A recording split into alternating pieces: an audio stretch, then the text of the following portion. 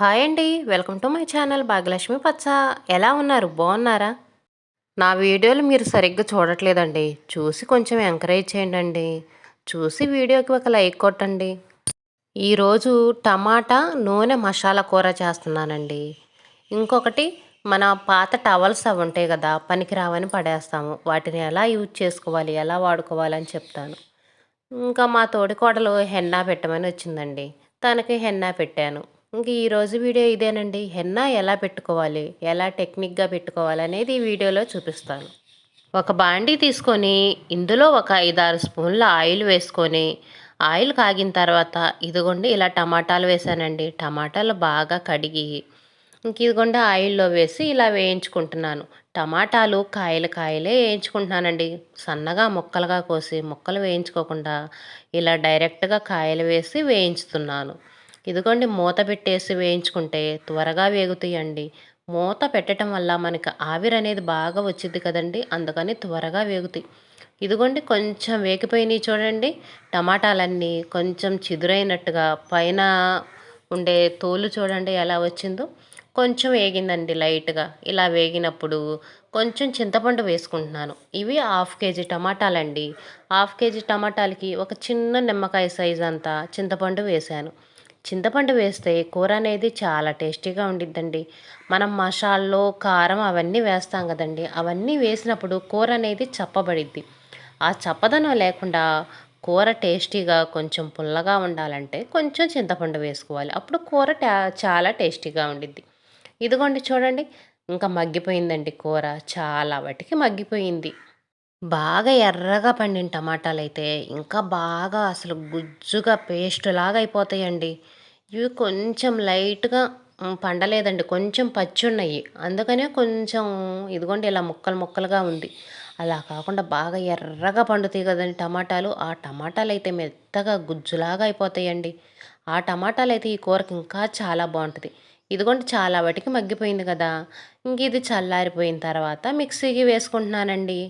బాగా ఎర్రగా పండిన టమాటాలన్నాను కదండీ! అవైతే ఇంకా మిక్సీకి వేసుకోవాల్సిన అవసరం లేదండి. మెత్తగా కూరలాగా పేస్టులాగా అయిపోతాయి. ఇంకివి కొంచెం పచ్చుంటాయి కదండీ! అందుకని మిక్సీకి వేస్తున్నాను. అది కాక తొలకలు తొలకలుగా ఉంటే పిల్లలు తినరండి. మనకి పిల్లలు తినటం ముఖ్యం కదండీ! పిల్లల కోసమే కదా మనం చేస్తుంది. ఇంకా అందుకని ఇదిగోండి ఇలా మిక్సీకి వేస్తున్నాను నేను. ఇందులో ఒక 7, 8 రెబ్బలు ఎల్లిపాయలు కూడా వేస్తున్నానండి. ఇంక ఏమీ వేయలేదు. ఇవి వేసే ఇంకా మెత్తగా పేస్ట్ లాగా చేశానండి. చేసిన తర్వాత ఇదిగోండి బాండీలో కొంచెం ఆయిల్ వేసి పోపు దినుసులు వేసి ఇవి వేగిన తర్వాత 5-6 వెల్లుల్లి రెబ్బలు రోట్లో కచ్చా పచ్చాగా దంచి ఇంక ఇందులో వేశానండి. వెల్లుల్లి రెబ్బలనేవి తిరగమాతలో వేసుకుంటే మంచి సువాసనగా ఉంటాయండి. కూర కూడా మంచి సువాసనతో చాలా టేస్టీగా ఉండిద్ది. అందుకని తిరగమాతలో కూడా 4 రెబ్బలు దంచి వేసుకోండి, బాగుంటుంది. ఇంకా తర్వాత ఇదిగో లాస్ట్ అండ్ ఫైనల్గా ఇదిగోండి మన కూర మిక్సీకి వేసాను కదండి టమాటా పేస్ట్. ఇంక ఇది కూడా వేసానండి. వేసి కొంచెం పచ్చి వాసన పోయేంత వరకు వేయించుకోవాలి. ఆయిల్ కూడా 4 స్పూన్లు వేసుకుంటే చాలండి. ముందు ఆయిల్లోనే వేయించాం కదా, ఒక 5-6 స్పూన్ల ఆయిల్ వేసుకుంటే చాలు. ఇది నూనె కూర కదండి, అందుకని కొంచెం నూనె ఎక్కువ. అసలు ఇంతవడికి ఈ కూరలో ఉప్పు అనేది వేయలేదు కదండి.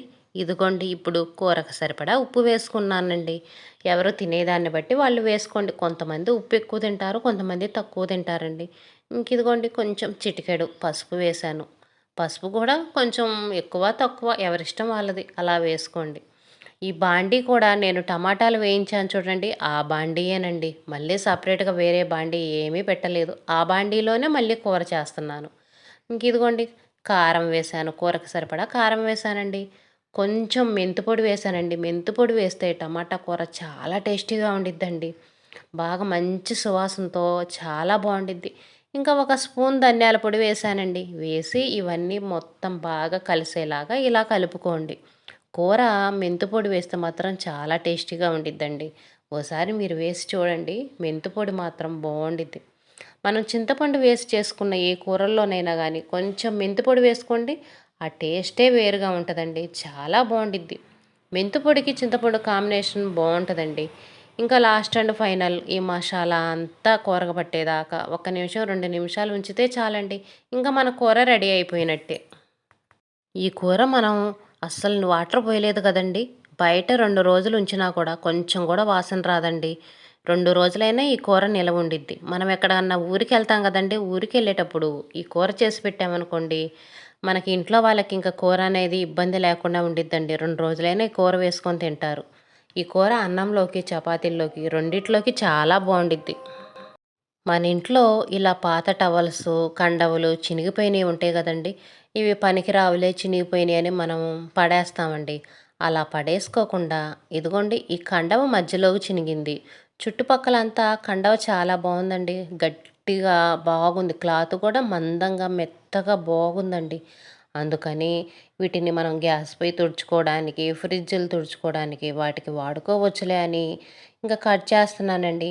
నాకు ఎంత కావాలో అంత సైజ్ చూసుకొని కట్ చేస్తున్నాను. గ్యాస్ పొయ్యి తుడవటానికి పెద్ద క్లాత్ అవసరం లేదండి. మన టవల్స్ ఉంటాయి కదా! కర్చీఫులంత సైజ్ అయితే మనకి గ్యాస్ పొయ్యి తుడుచుకోవడానికి చాలా బావుండిద్ది. బాగా వీలుగా ఉండిద్ది. పెద్దయి అనుకోండి తుడవటానికి కొంచెం కష్టంగా ఉండిద్ది. అందుకని ఇదిగోండి ఒక కర్చీఫ్ సైజ్ అంతా చూసి నేను కట్ చేసుకుంటున్నాను. నాకైతే గ్యాస్ పొయ్యి తుడవటానికి ఈ సైజ్ సరిపోయిద్దండి. నేను ఒక డబ్బా తీసుకుంటానండి. డబ్బాలో కొంచెం సరుపు నీళ్ళు వేసుకొని క్లాత్ ముంచి తుడుస్తాను. అందుకని నాకు చిన్న క్లాతే ఉండాలండి. పిల్లల టీ షర్టులు అవి పెడితే తుడవటానికి వాటిని మళ్ళీ జాడిచ్చి పిండి తుడుస్తాం గదండీ! అలా తుడవటానికి నాకు కొంచెం ఇబ్బందిగా అనిపిస్తుంది. అందుకని ఇదిగోండి ఒక కర్చీఫ్ సైజు కట్ చేసుకుంటున్నాను. 2 క్లాతులు కట్ చేసుకుంటున్నానండి గ్యాస్ పొయ్యి తుడవటానికి. మనం వంట చేసేటప్పుడు ఒక క్లాత్ దగ్గరుంచుకున్నామనుకోండి, ఏవన్నా పొంగిపోయినియి అనుకోండి, వెంటనే తుడిచేసుకోవచ్చు. ఒక క్లాత్ దగ్గరుంచుకుంటే ఇంకేది పొంగిపోయినా అది నీట్‌గా తుడిచేసుకోవచ్చు. మళ్ళీ తర్వాత పనంతా అయిపోయిన తర్వాత తుడుచుకోవాలంటే అవి ఎండిపోతాయి. మళ్ళీ వాటిని కొంచెం వాటర్ పోసి నానబెట్టాలి. తుడుచుకోవడానికి ఇబ్బందిగా ఉంటది. అందుకని ఒక క్లాత్ దగ్గరుంచుకున్నామనుకోండి, ఎప్పుడు పొంగిపోయిందో అప్పుడు నీట్‌గా తుడిచేసుకోవచ్చు. పొయ్యి గూడా ఎప్పుడు నీట్‌గా ఉండిద్ది. గ్యాస్‌పై తుడుచుకోవడానికి 2 టవల్స్ కట్ చేసుకున్నానండి. ఇంకొకటేమో కొంచెం పెద్దదే కట్ చేస్తున్నానండి. పెద్ద టవలే కట్ చేస్తున్నాను. ఫ్రిడ్జ్ తుడుచుకోవడానికి టీవీ అవి తుడుచుకోవడానికి కొంచెం క్లాత్ అనేది పెద్దదైతేనే బావుంటదండి. చిన్న క్లాత్ అనుకోండి తుడవటానికి అంతగా బాగా రాదు. అందుకని కొంచెం పెద్ద క్లాత్ కట్ చేసుకుంటున్నాను. ఇవి టీవీ గానీ, ఫ్రిడ్జ్ గానీ, ఇంకా వేరే కబోర్డ్సు, తలుపులు అవన్నీ ఉంటాయి గదండీ! అవి తుడుచుకోవడానికి 2 క్లాతులు కట్ చేసుకుంటున్నాను. వాటికి 2 అయితే సరిపోతాయి. ఇంకిలా పాత టవల్స్ అవి వేస్ట్‌గా పడేయకుండా ఇలా వాడుకోవచ్చండి చక్కగా. బయట కర్చీఫులు కొనుక్కోవాలంటే ఒక్కొక్క కర్చీఫు రూ. 20, రూ. 30 అలా చెప్తున్నారండి. 5, 6 కర్చీఫులు కొనుక్కుంటే కనీసం రూ. 100 అలా అవుతాయి. ఎందుకంటే ఇలా పాత టవల్స్ ఉంటాయి గదండీ మన ఇంట్లో. అవి కట్ చేసుకొని చక్కగా ఇలా ఉపయోగించుకోవచ్చు. ఒక 5, 6 ముక్కలు కట్ చేసి పెట్టుకున్నామనుకోండి, ఏది కావాలంటే అది ఉపయోగించుకోవచ్చు. వీటిని కొంచెం హాట్ వాటర్‌లో కొంచెం సర్ఫ్ వేసి నానబెట్టి ఉతికేసామనుకోండి క్లీన్‌గా ఉంటాయండి. లేదనుకోండి పడేయొచ్చు. మనం వీటిని డబ్బులు పెట్టి ఏం కొనలేదు కదండీ! వీటిని కొంచెం ఏదైనా పాలవి ఎక్కువ పొంగిపోయినప్పుడు వాడతాం కదా! అలాంటప్పుడు పడేసి ఇంకా వేరే పాత టవల్స్ ఉంటాయి కదా! అవి కట్ చేసుకొని వాడుకోవచ్చు. మా తోడికోడలు హెన్నా పెట్టమని వచ్చిందండి. ఇంక తనకి హెన్నా పెడుతున్నాను. హెన్నా పెట్టుకుంటే హెయిర్ చాలా బావుండిద్దండి. మంచి సిల్కీగా, చాలా స్మూత్‌గా బావుండిద్ది హెయిరు. అప్పుడప్పుడు మీరు గూడా హెన్నా పెట్టుకోండి. తను ఎక్కువగానే హెన్నా పెట్టుకునిద్దండి. కనీసం వారంలో 2 సార్లైనా హెన్నా పెట్టుకుండిద్ది. తనకంత ఓపిక ఎక్కువ. నేనైతే మాత్రం చానా కష్టమండి. ఎప్పుడో ఒకసారి పెట్టుకుంటా ఉంటాను. నేను హెన్నా పెట్టుకునే వీడియోలు గూడా మీరు ఎక్కువ చూసుండరు. ఎప్పుడో ఒక్కసారి పెట్టుకుంటాను. తనైతే మాత్రం హెయిర్ మెయింటెనెన్స్ చేసిద్ది. చాలా ఓపికగా పెట్టుకునిద్దండి. నేను గూడా అదే చెబుతున్నాను. పద్మ నువ్వు వారంలో 2 సార్లు అలా హెన్నా పెట్టుకుంటావు. నేనైతే అసలు పెట్టుకోను. నాకసలు హెన్నా పెట్టుకోవాలంటే చాలా బద్ధకం అని చెప్తాను. నాకు వైట్ హెయిర్ గూడా అంతగా రాలేదులెండి. అందుకని నేను కొంచెం హెన్నా పెట్టుకోవడానికి బద్ధకిస్తాను.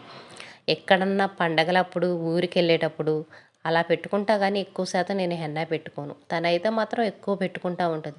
తన జుట్టు గూడా బాగా సిల్కీగా, స్మూత్‌గా చాలా బావుండిద్దండి. ఏదైనా మనం మెయింటెనెన్స్ చేసే దాన్ని బట్టే ఉంటది గదండీ! ఇంకా హెన్నా ఎక్కువ బాగా పెట్టుకుంటది గదా! అందుకని తన జుట్టు చాలా బావుండిద్ది. హెన్నా మన హెయిర్‌కి బాగా పట్టి, హెన్నా బాగా పండాలంటే, మనం తలస్నానం చేసిన తర్వాత హెన్నా పెట్టుకోవాలండి. అప్పుడు బాగా హెన్నా అనేది మన హెయిర్‌కి బాగా పట్టిద్ది. బాగా పండిద్ది. బాగా ఎర్రగా పండిద్దండి. నల్లటి జుట్టు అయితే బాగా నల్లగా నిగనిగలాడుతా ఉండిద్ది. కొంచెం వైట్ హెయిర్ వచ్చిందనుకోండి, వైట్ హెయిర్ అనేది బాగా ఎర్రగా పండిద్ది. మీరు హెన్నా పెట్టుకోవాలనుకున్నప్పుడు తలస్నానం చేసి పెట్టుకోండి. అప్పుడు బావుంటది. కొంచెం మనం తలస్నానం చేసిన తర్వాత జుట్టనేది గరుగ్గా లేకుండా సిల్కీగా ఉండాలంటే ఇందులో కొంచెం కొబ్బరి నూనె కలుపుకోండి. కొబ్బరి నూనె కలిపి పెట్టుకుంటే జుట్టనేది బాగా సిల్కీగా, స్మూత్‌గా ఉండిద్దండి. కొంచెం గరుకు జుట్టు ఉంటది కదండీ! గరుకు జుట్టు ఉన్న వాళ్ళకైతే ఈ చిట్కా బాగా పనిచేసిద్ది. హెన్నా పెట్టుకునేటప్పుడు కొంచెం కొబ్బరి నూనె ఏసుకొని పెట్టుకోండి. లేదనుకోండి ఏ విటమిన్ టాబ్లెట్స్ ఉంటాయి కదండీ! అవి కూడా తెచ్చి పెట్టుకోవచ్చండి. హెన్నా గూడా తను హనూస్ వెన్న అవి వాడదండి. వీ కేరు అవి ఉంటాయి కదా! అవి వాడదు. మామూలుగా బ్యూటీ పార్లర్ నుంచి తీసుకొచ్చుకునేది. కేజీ 500 ఎంతో ఉండిద్దంటండి. చాలా రోజులొచ్చిద్దంట. ఇంకా అది మామూలుగా మనం నార్మల్ వాటర్‌లో కలిపి పెట్టుకోవచ్చంట. ఇంక వాటికి టీ డికాషన్ పెట్టుకోవటం, బీట్రూట్ రసమని అవని ఇవని ఇంకేం అవసరం ఉండదండి. డైరెక్ట్‌గా నార్మల్ వాటర్‌లో కలుపుకోవచ్చంట. లేదనుకోండి మనం బియ్యం కడుగుతాం కదండీ వాటరు, ఆ బియ్యం కడిగిన వాటర్‌లో కలిపి పెట్టుకోవచ్చు. బాగా పండిద్దండి. తనకి హెన్నా ఎప్పుడు నేనే పెడతా గదా! హెన్నా పెట్టేటప్పటికి నా చెయ్యంతా ఎర్రగా వచ్చేసిద్దండి. అంత బాగా పండిద్ది.